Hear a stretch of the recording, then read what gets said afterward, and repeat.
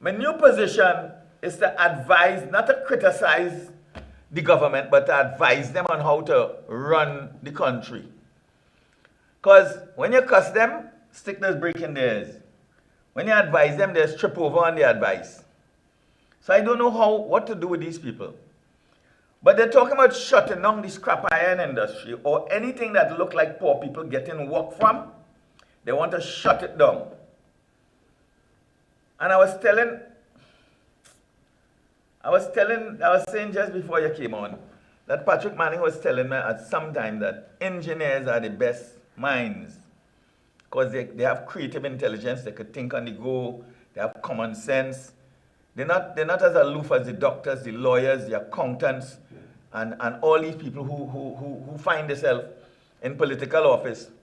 And the biggest concern is that most of these politicians, Philip, biggest concern is that they make 2 terms in office and their pension good for the rest of their life. That's what I just study. I just hear them all. It irks them to listen to all you. But this scrap iron thing catch me by surprise. And you know what? When all they shut this down, well, then you're telling poor black African, your voting base, that all you need to starve and dead.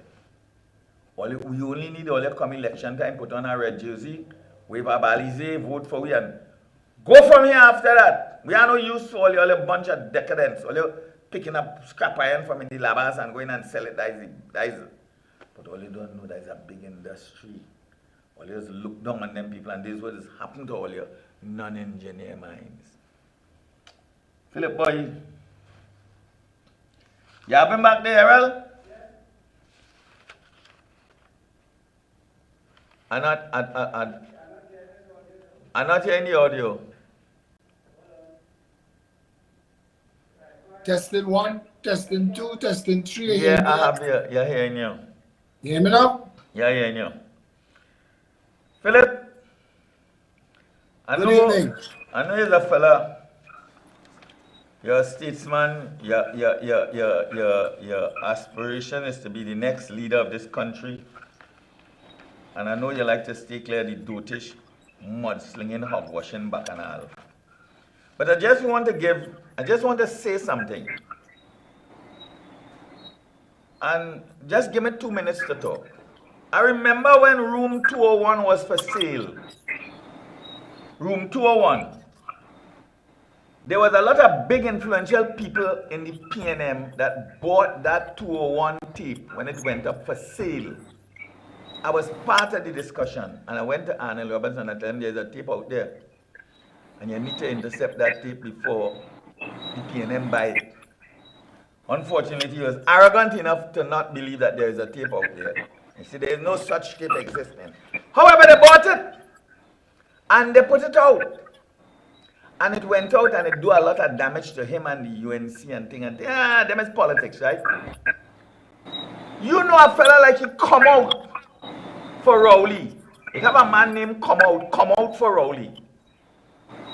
That information that leaked on the Gemini brass band that play over the Prime Minister office, bugle blowing, horn blowing, all them kind of thing blowing over the office.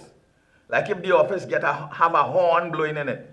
That information was peddled out of the PNM into Arnold Roberts Information Center, you know. So that peddling went one way and now it come back the other. What go wrong or come wrong? This is all I need to say. And Kitos, let me advise you. I tell you I go advise you, right? And when I finish advice, just send a nice check for me. Pass something, run something. Here what to do. And notice, you ain't deny or refute the allegation that perusing the airways, Facebook, Twitter, this, that, gone. My advice is to invite the goodly statesman-like lady for dinner. Sit, sip a glass of wine, kiss her on her lips, ask her forgiveness, and forgive her, and hold her hands. Next day you're having parliament, and walk to the parliament with the goodly lady. That's my advice to you, Kitos. You notice me bashing nobody family. I'm not into that bash thing. The solution to that, remember when Bill Clinton get flex in the White House. The next day he and Hillary is holding hands walking down Martha's Vineyard. You know. The talk done. Kitos, this thing nah sound good. Your office nah look good. The thing nah smell good. The horn nah sound good. So here what to do. Hold the lady hand and walk. And I don't know, you might have to beg for that whole hand and that walk and thing. But do it, brother. That's my advice to you. We could now bring on the Prime Minister in waiting. Because you wait long enough to talk to you. Phillip.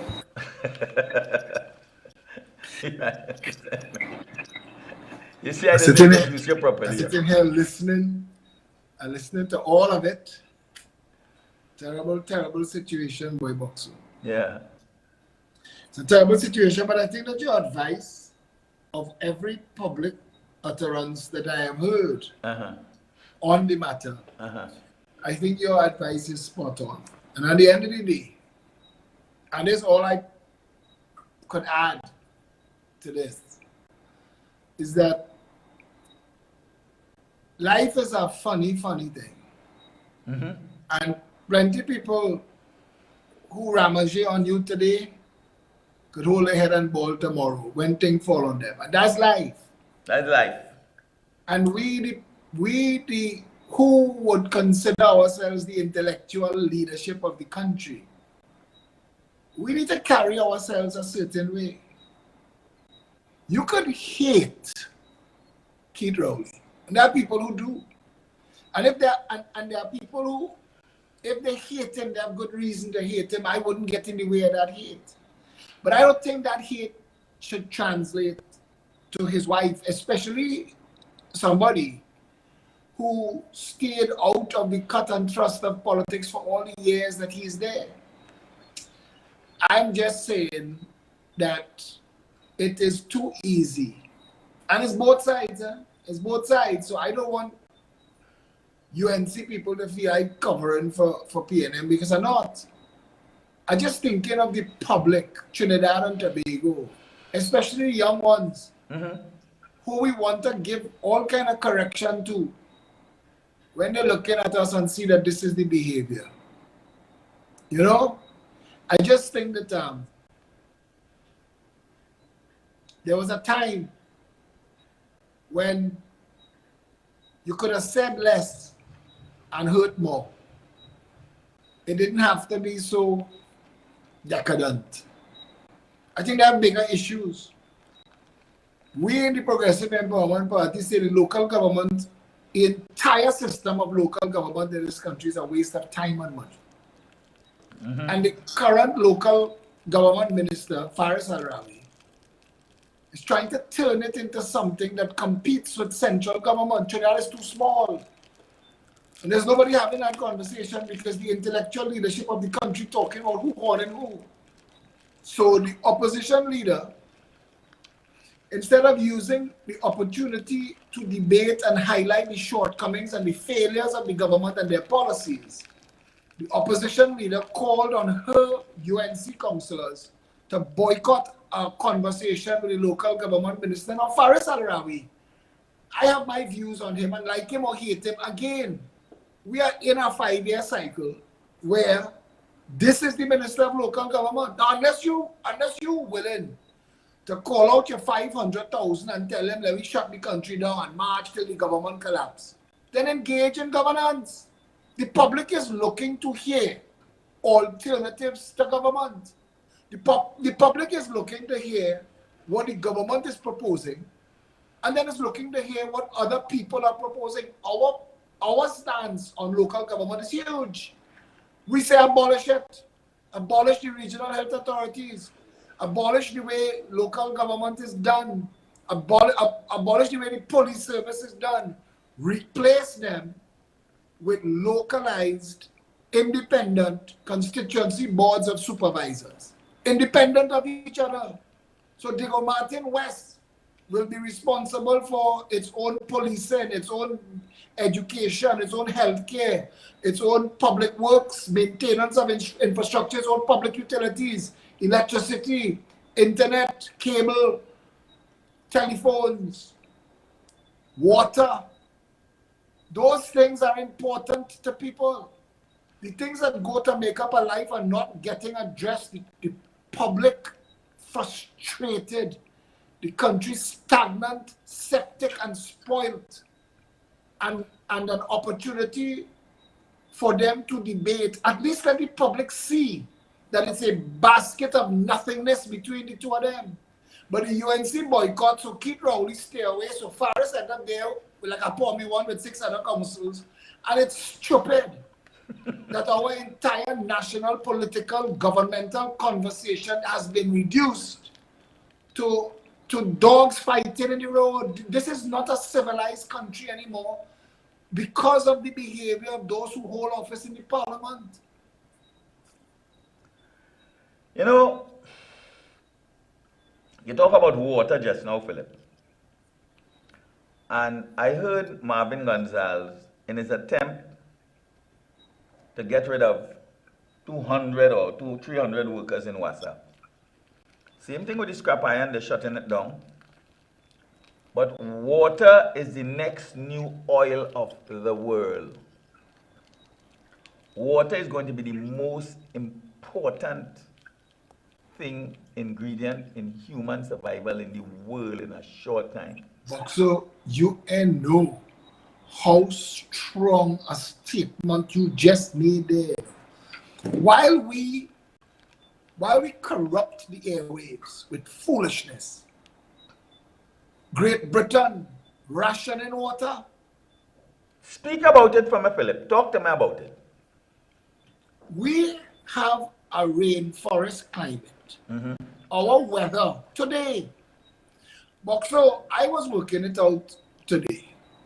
If the distance from the cathedral to the Hyatt is 1,000 feet, if the width of the Brian Lara Promenade on Independence Square is 50 feet, if you lift up the Brian Lara Promenade surface and sink a cistern 20 feet deep, 50 feet wide for the full 1,000 feet from between the cathedral and Hyatt, and then cover it back with the same surface that you're walking on so you wouldn't know. The same drains below the pavement that is running to a sewer will be falling into that cistern so you wouldn't know that there is a difference. But what will happen is the cubic capacity, 1 million cubic feet, will be able to hold at the very least 500,000 gallons of water. 500,000 gallons of water. Now I say 20 feet deep because I don't have the number of what is the most rain that has ever fallen on North Trinidad. And this example for North Trinidad could be extrapolated to every community where flooding takes place. But from North Trinidad, the reason Port of Spain floods is because a fellow engineer, you're talking engineers, an engineer by the name of Wrightson. An engineer by the name of Wrightson reclaimed all that land. Wrightson Road is named in his honor. Where Wrightson Road is used to be the sea. He reclaimed all that.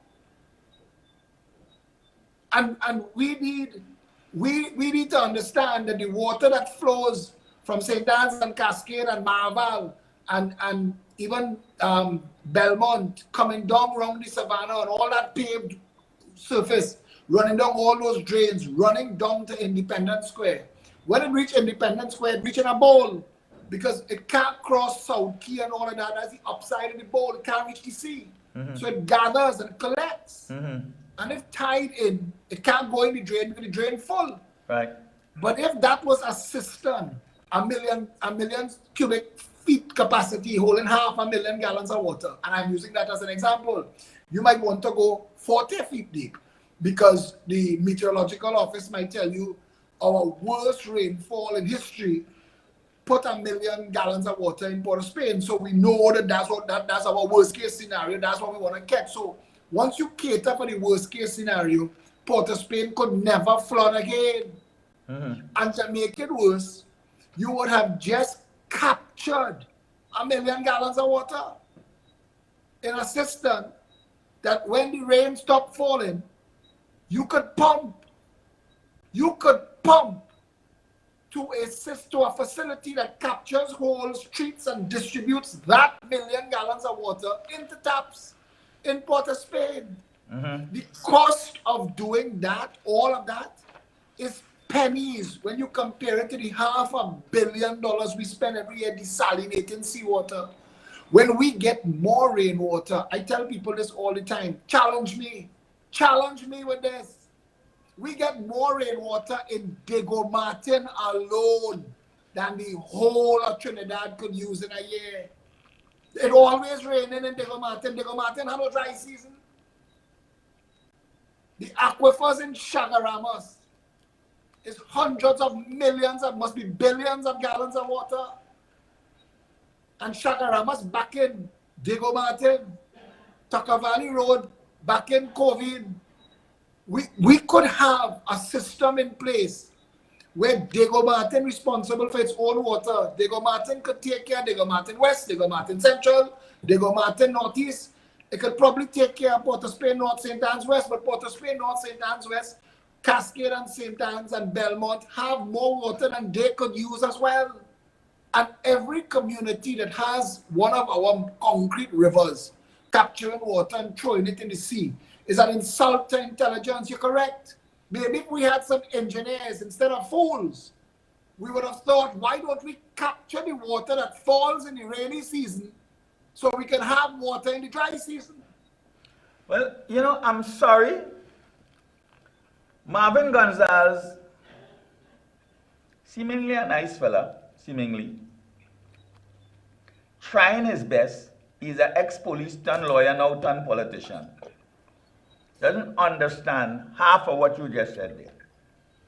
And if Marvin really wants to make an impact on WASA, your impact is not catching thieves, set firing people, restructuring the place and sending people home into oblivion, on the breadline, into starvation. To do what? Well, how they go feed their families? Well, he is studying that. Remember, he's a police. He accustomed running down and catching thief, you know. Police just catch thief. That he works. He is creating a whole new bandit class where workers were before. The scrap iron industry is an essential industry in every country. Ours is just poorly regulated. We let everything run wild. Everything in the country runs wild. We've known people were chopping copper lines for nearly a year. You're trying to tell me in all that time, between the ministry, the government, the whole of TSTT, they didn't have enough people to analyze the situation and to come up with a solution that is a win-win? Nah, them busy fighting Gary Griffith. Them busy fighting Gary Griffith. But they fighting each other too. It's madness. I want to tell you something.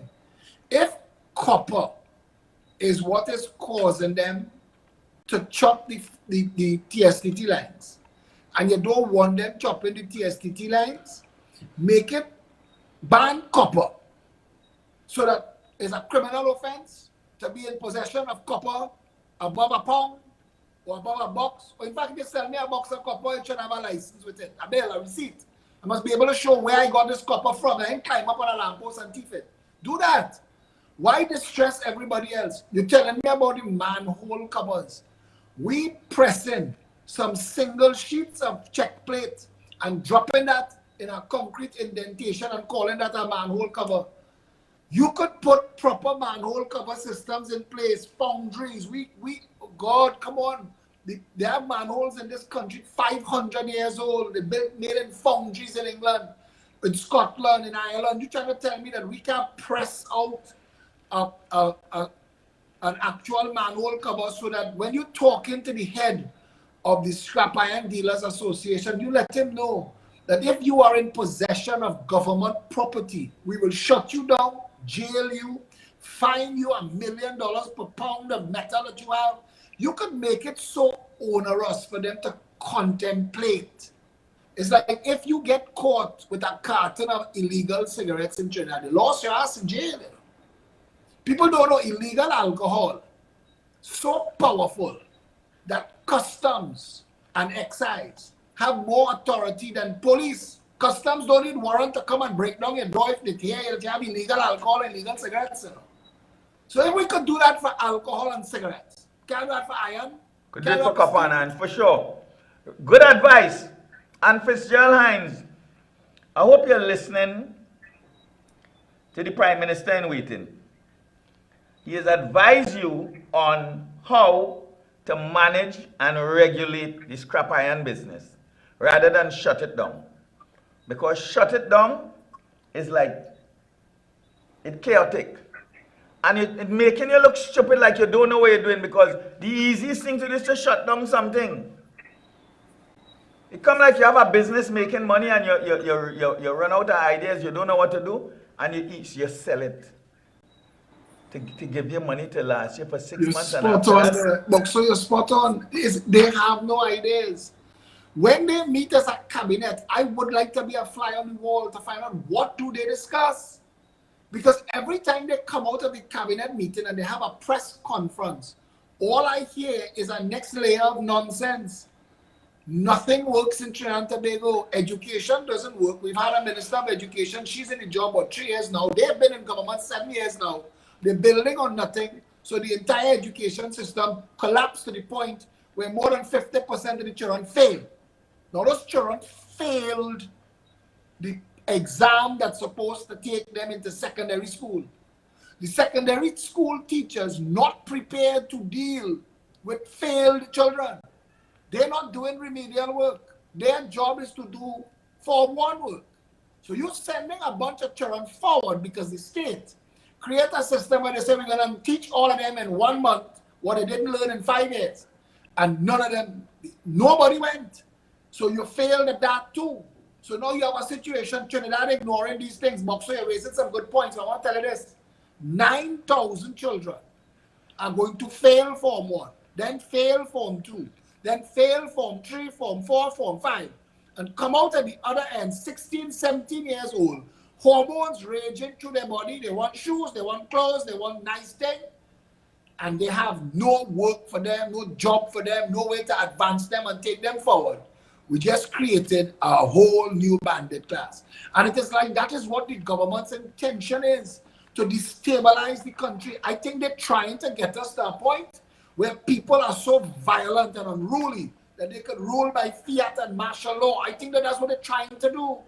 They seem to be provoking a nonsense.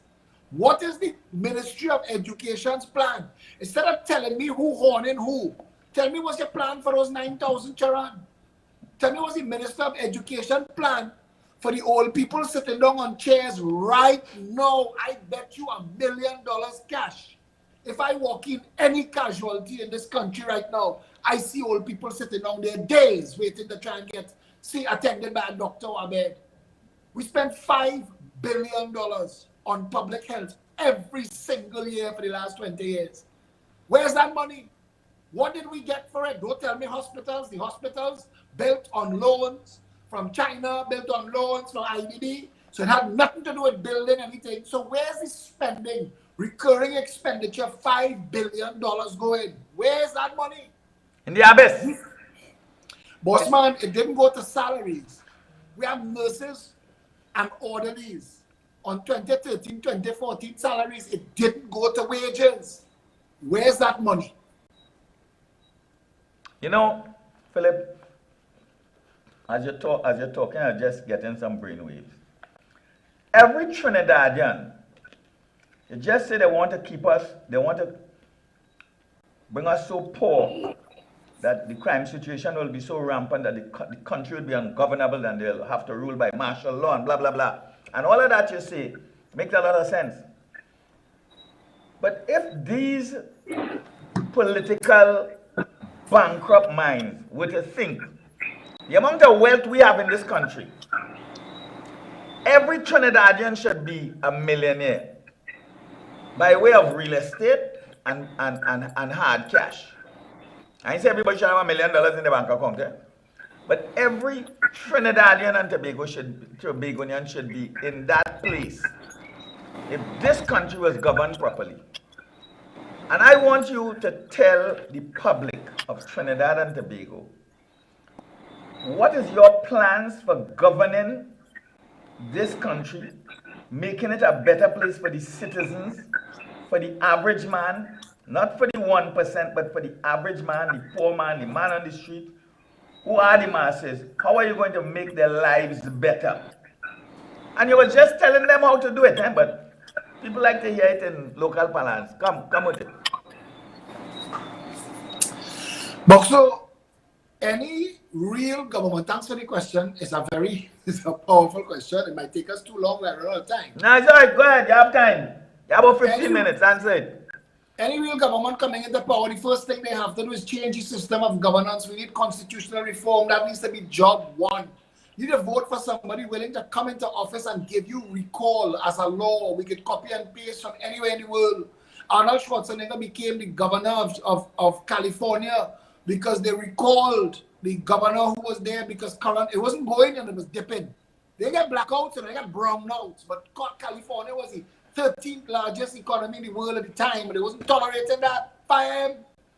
That's how you need to run the country. These people are employees. They are public servants, and their job is to take care of managing and stewarding the economy, the security. That's their job. And we need recall. That needs to be a constitutional amendment that a member of parliament could be fired by the people who put them there. You have a 100-day holiday. 100 days from election. They call it the honeymoon. You have 100 days to get your feet in your socks and your shoes. Take off running. Because everything that you promised to do, you better be able to deliver. Because if you don't start delivering, then the public should have, if the people of Trinidad and Tobago had the power to fire members of parliament, this country would be different already. That's the first and most important thing. The way our country is run, we have a Senate that serves no purpose. When Bastille Pandey fired the 2 Tobago senators to appoint 2 senators that will rubber stamp what he wanted, it showed to the country that the Senate's a waste of time. It is just another level of theater, of circus. You either abolish the Senate altogether, or you appoint people to the Senate who, through their life's work, you believe they would make a national contribution, that they deserve to operate at that level, and you create a Senate of people. That appointment is for life. Like a judge, I appoint you for life, and you could be fired for high crimes and misdemeanors, but you can't be fired by the new government coming in. And your job would be to oversee and double check before you rubber stamp again.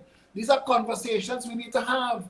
We inherited a local government system because Trinidad was going to be part of a federation of 10 countries. When that fell apart, they went Marlborough House and they agreed to do the same constitution that was created for the federation, operated the 2 islands of Trinidad and Tobago.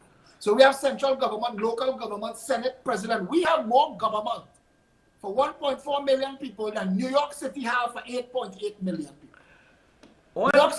Philip, give me 1 minute. Let me just pay a little bills and I'm coming back to you. I like this discussion. Errol. The West Indian Salvage and Recycling Company Limited is your partner for a clean, safe and healthy environment. We collect unwanted waste like old refrigerators, stoves, washing machines, galvanized, old cars and other scrap metal too. You can come to us or we can come to you. We're conveniently located at number 16 Bypass Road, St. Helena. Call or WhatsApp us at 323-0261 or 267-1061. You can also email us at trinidadscrap@gmail.com. The West Indian Salvage and Recycling Company Limited, where we work towards keeping your environment safe, clean and healthy. Alicia's Palace on the hill. Bring your duck and come to Alicia's Palace. You could have a water line by Alicia's Palace. Entertainment and conference rooms. We even have some pools. The view from on the hill is a real nice place to chill. It's not far from the zoo, close to the savannah too. So bring your crew and come and just have some fun. Alicia's Palace on the hill, the perfect place to chill. We're back with Phillip Alexander and myself, Boxu. Phillip, you read out something on your last rum shop line, and I would like for you to read it out on this station this evening. Boxu, I want to promise to send it to you. I want to promise to get Satish to actually clip out me reading it on Rum Shop Talk and give it to you as a recording. I'm sorry about that. I'm sorry about not being able to put my hands on it right now. But I promise to give it to you for you to do with what you will with it. Because I realize your role in the national conversation is to bring fire to the feet of these people who are using government and public office for cheap politics. This has to stop because it is destroying Trinidad and Tobago. Trinidadians, red, white, black, green, and every shade in between have to wake up and understand that if we do not stand up and defend Trinidad and Tobago, we will lose it. And we will end up with a Maduro. Well, that statement that you made, and I know you have some of it in your mind, you have some of it in your brains, you have some of it in your database.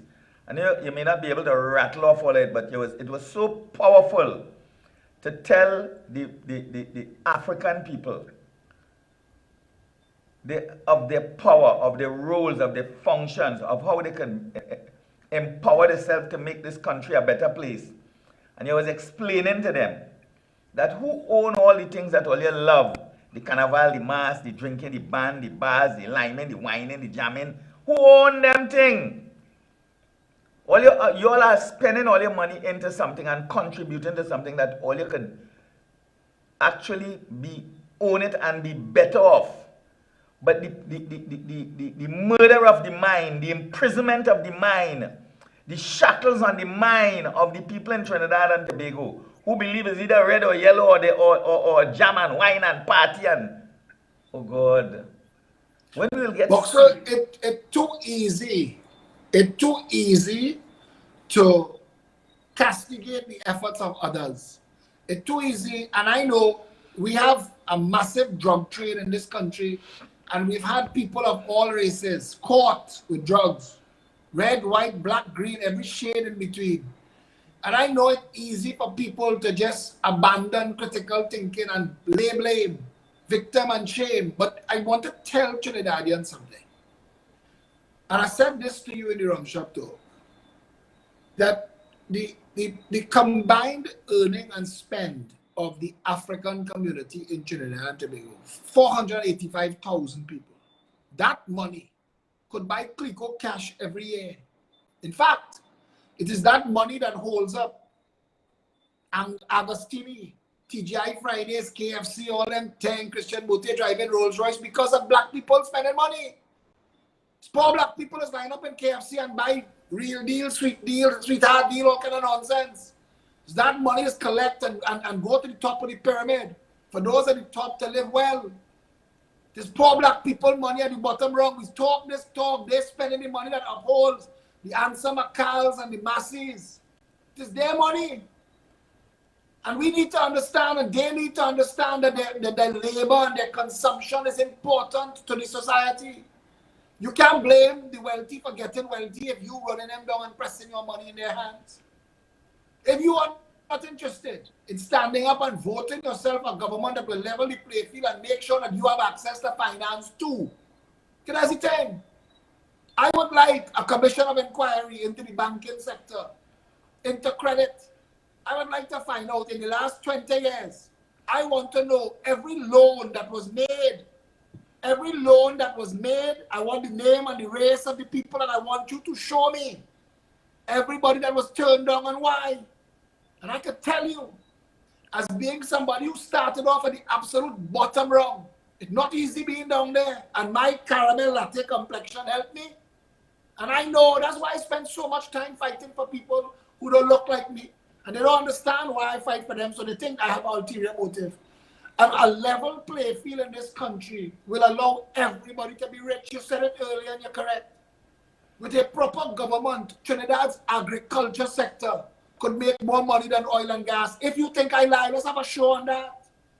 Shipping and shipping turnaround, shipping in Trinidad. Just catering to the shipping companies. Don't offload a container on the port. Just load them, fix them. Just get them when they need channeling services, when they need to come and take fuel. Just do that.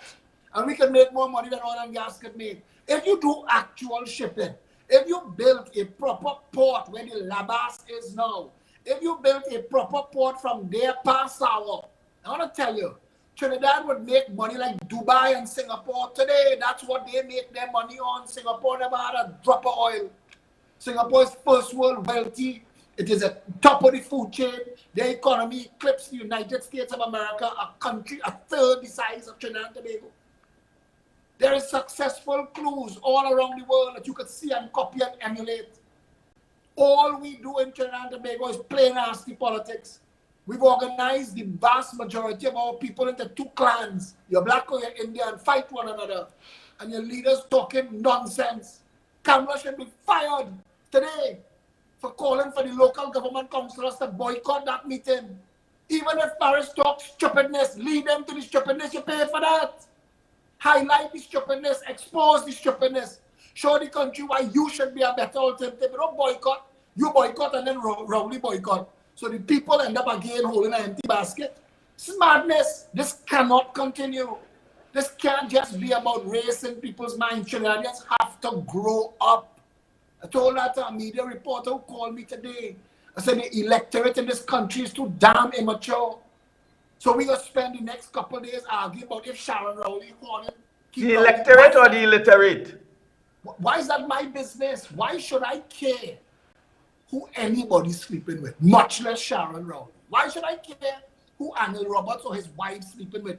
That is framing the conversation in a country where the people can't afford food for their children. Is maddening. It is insane. And we need to fix that. And we don't need to fix that violently. We need to fix that intelligently. But I wonder, Philip, if they are now enjoying, because they have so much of underperformance, so much of incompetence, so much of thing going on that the people would rile up for, that they are enjoying this little piece of bacchanal to change the discussion. This is bread and circuses. The Romans taught you that. If you could keep the people distracted with foolishness, you can do them anything you want. So there's distract the mass, 485,000 Africans, 501,000 Indians, and you distract them with nonsense. The UNC feel that if Sharon Rowley, Horn and Keith Rowley tonight, they're winning some. That is the extent of how bad that party is right now, that they have nothing to hold on to. So they're finding their politics on people's bed. You don't think that is insane? We are an insane nation. This is a country that is not growing its own food. Hadco, Amco, Massey own the food that we eat. If those companies go out of business tomorrow, if a world war starts tomorrow, if anything interrupt the food supply chain, you see how the price of flour went up 58% in 3 months? Those two increases total 58%. You will see grocery shelves in a week empty and no food to put back on the shelves. Trinidadians should be alert to what is going on in the world. Instead, we're getting caught up in the thick of stupidness. And we need to stop that. We need to reject it. We need to call for leadership. We need to insist on the political leaders of all parties. Do not come onto the national conversation space if you're coming to talk more foolishness. And those who are being paid out of the $100 million that we pay the president, the prime minister, the opposition leader, all the ministers, the MPs, the councillors, the mayors. If you are part of that food chain, do your work, or we will march on you and fire you. That's where Trinidadians need to get to. And if we get to there tomorrow, this country turn around. Fitzgerald Hines and Stuart Young and Faris El-Rawi and Kamala and Murilal, all of them, stop talking all the nonsense they're talking. That's where Trinidad needs to be. Well, Philip, we have 3 minutes. You have said a mouthful. I've asked a lot of questions. I don't think we had enough time to engage each other in a national conversation. But I will certainly have you back. We'd have to, set an agenda on about 3 items we want to talk about. I want to engage you on the Commissioner of Police, on the system they're using to install a Commissioner of Police in this country. I further want to engage you on the food and water situation, because we're going to wake up one day with empty shelves, with no resources, with no food, with our children starving, can't go to school, with the education system. Well, when you're hungry, you can't go to school because you can't study. We're going to wake up one morning and that is going to happen to us. And it's going to happen overnight. And Phillip, I want to thank you for trying to educate the people as a statesman. And people of Trinidad and Tobago, I'm asking you all to learn. Listen to your benefit.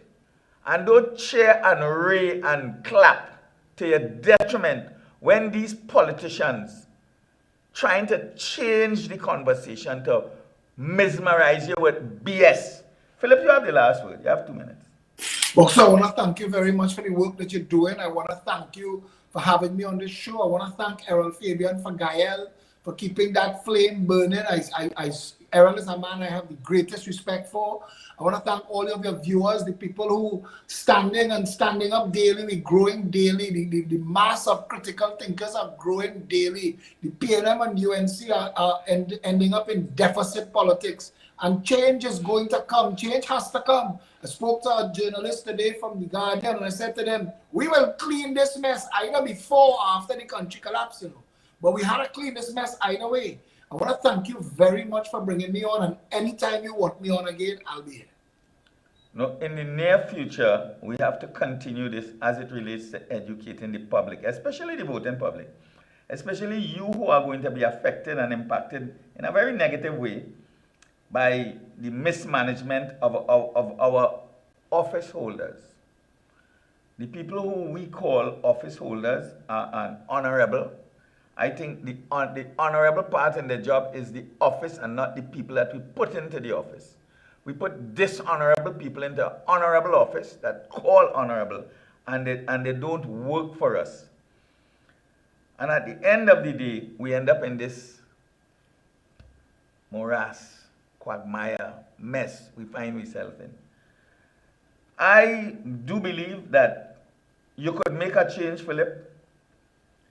People say, and and I have to say, Trinidad and Tobago, you all have been saying Phillip Alexander is rough on the edges. Who more rough than Keith Rowley on the edges? Who more rough?